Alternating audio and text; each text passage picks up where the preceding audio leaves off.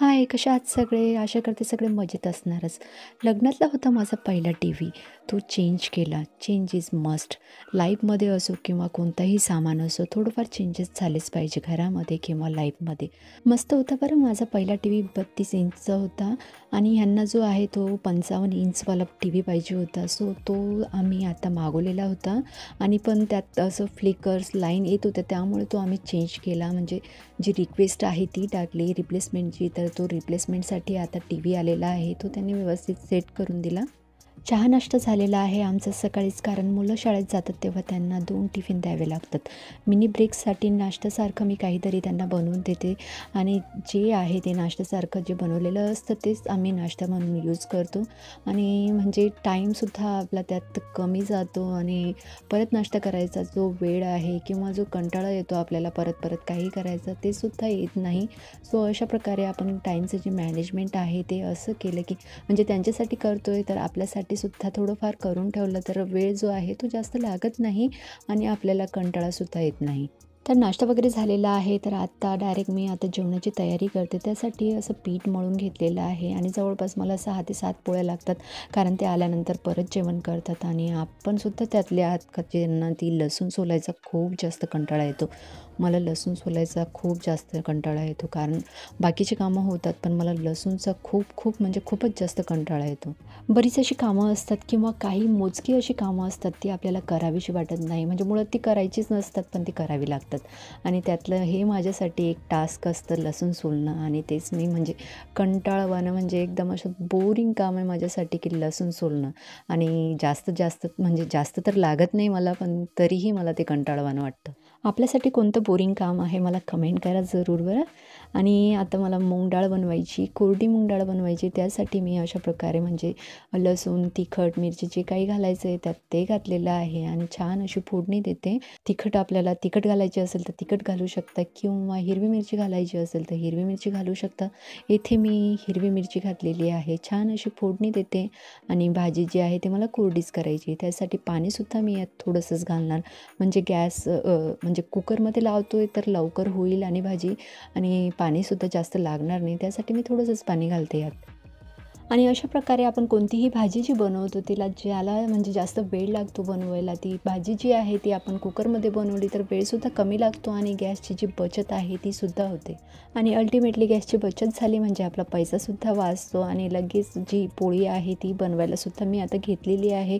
पीठ जे आहे ती मी पहिलेच गाळून ठेवलेलं होतं. अशा प्रकारे आपण पीठ वगैरे जे असतं ते गाळून ठेवलं ना तर पोळ्यासुद्धा आपल्या नरम होतात आणि त्या म्हणजे जवळपास 1 ते 1.5 तासापर्यंत आणि बराच वेळ म्हणजे नरमच राहतात. सो मी अशा प्रकारे पीठ जे आहे ते पहिले गाळून ठेवते आणि आज ना मला बरीच अशी कामं आहेत जी मला आज म्हणजे आजच आवरायची आहेत आणि टीव्ही वगैरे जो चेंज झालेला आहे त्याचासुद्धा पसारा पडलेला आहे तो सुद्धा आवरून घ्यायचा आहे. तर त्यासाठी मला पटापट स्वयंपाक करून जेवण करायचं आहे आणि जी पेंडिंग कामं आहे ती करायला घ्यायची आहे.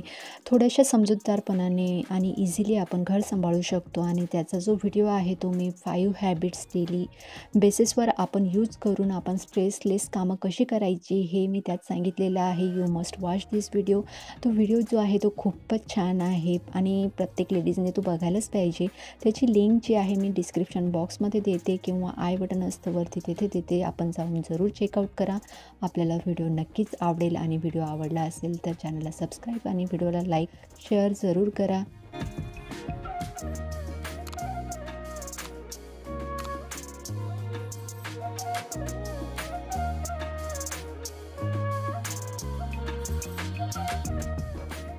बऱ्याचदा आपल्याला रोजच्या रुटीनचा फार कंटाळा येतो. रोज उठून तेच करायचं.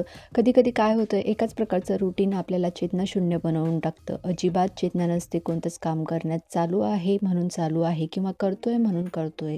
असं वाटतं मन नसताना किंवा हे तर आपल्यालाच करावं लागेल. आपल्याशिवाय याला दुसरं ऑप्शन नाही. हे तर माझंच काम आहे. म्हणून ते काम जे आहे ते तो लोड आहे आपल्या डोक्यावर वाहत असतो. म्हणून ते काम जे आपण रोज करतो ते ओव्हरलोडेड वाटू नये म्हणून थोडंसं रोजच्या रुटीनमध्ये थोडासा बदल, थोडाफार चेंज हा हवा असतो. म्हणून का आपण त्यासाठी दर महिन्याला नोकरी बदलायची का? नेहमी दूरवरची ट्रिपच काढायची का? दर वर्षाला वेगळ्या शहरात मूव्ह करायचं का? तर नाही, फक्त छोट्या-मोठ्या चेंजेसने आपण आपला मूड जो आहे तो चांगला करू शकतो.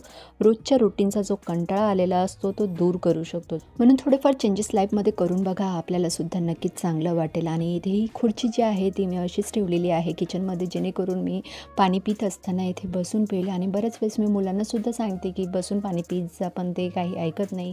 आणि इथे चेअर ठेवण्याचा माझा मेन मोटिव्ह हाच आहे की मी पाणी जे आहे ते बसून प्यायला पाहिजे. स्वयंपाक वगैरे झालेला आहे आणि लगेच मी भांडे घेतले आवरायला, कारण भांडे जास्त पडली तर मला खूप कंटाळा येतो. जेणेकरून मी पटापट, म्हणजे लगेच भांडे पडले की लगेच मी आवरायला घेते. तर जास्त भांड्यांचा जी गर्दी असते ती होत नाही आणि किचनसुद्धा त्याने क्लीन दिसतं, नीट आणि ऑर्गनाइज दिसतं. म्हणजे भांडी पडली की लगेच आपण सिंक जे आहे क्लीन करून ठेवलं ना, तर लगेच म्हणजे भांड्यांचा पसारासुद्धा कमी होतो आणि किचन जे आहे ते क्लीनसुद्धा दिसतं त्याने. अशा छोट्या-मोठ्या ज्या हॅबिट्स आहे ना, आपण स्वतःहून स्वतःला लावल्या ना, तर आपलं जे लाईफ आहे ते इझी जातं, इझी गोईंग असतं. म्हणजे होतं आहे असं होऊन जातं. म्हणजे डेली रुटीनमध्ये त्याचा जो स्ट्रेस असतो तो आपल्याला येत नाही. कामं जे असतात ते आपल्याला ओव्हरलोडेड वाटत नाही. कामं म्हणजे दिसत आहे ती लगेच केली पाहिजे, सो दॅट आपण त्यामध्ये म्हणजे बिझीसुद्धा असतो. आपला वेळ जो आहे तो त्यात जातो आणि बाकीचे जे आलतू-फालतूच्या गोष्टी आहेत त्याकडे आपलं लक्षसुद्धा जात नाही.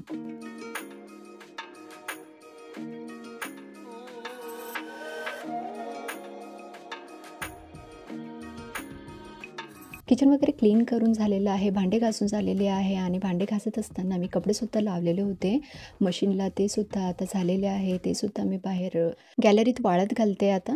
मुलांचा स्कूल युनिफॉर्म जो आहे तो सुद्धा मी 2-3 दिवसानंतर धुवायला टाकते, जेणेकरून त्यांचा जो युनिफॉर्मचा वास असतो घामाचा तो येत नाही आणि त्यांनासुद्धा त्याने फ्रेश वाटतं. म्हणजे लगेच आपण धुवायला टाकले की 2 दिवस झाले की लगेच धुतलं की युनिफॉर्मचा वाससुद्धा निघून जातो.